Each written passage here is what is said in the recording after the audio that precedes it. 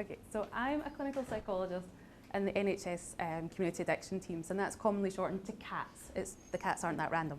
And what we've noticed is we have this group of mothers within our service. They've had their children removed quite appropriately by social work. But what happens afterwards is their mental health deteriorates. Their drug and alcohol use increases or they relapse. Sometimes they attempt to take their own lives. And they get pregnant again very quickly. And then this whole cycle starts again without them ever sort of processing that last loss. So we were worried that A, we didn't understand the needs of this group of mothers very well, and B, we maybe weren't providing them with the best service.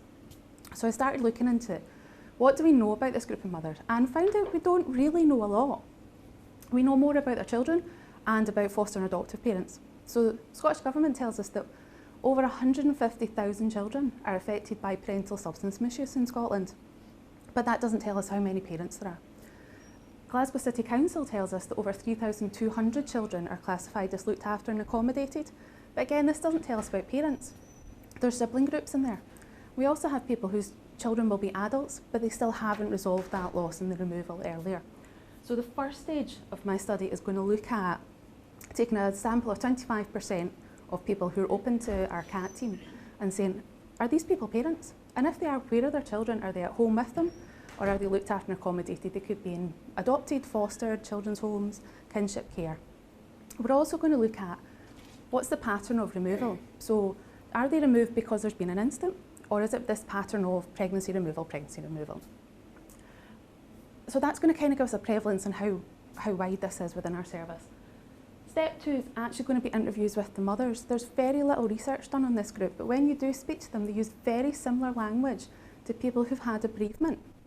But it's classified as disenfranchised grief because there's a stigma attached to their grief. It's not recognised and kind of socially validated and acknowledged as much as the death of your child. So you've got a group of parents who feel very stigmatised because of their role in the loss of their children.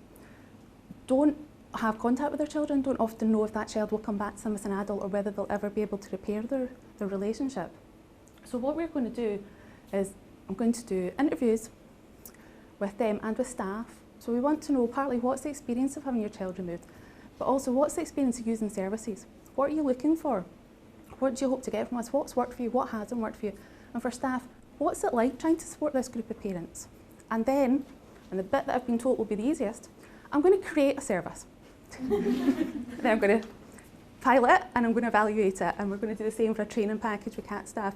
And we're hoping to put a group of kind of really stigmatised mothers at the centre of building a service for them.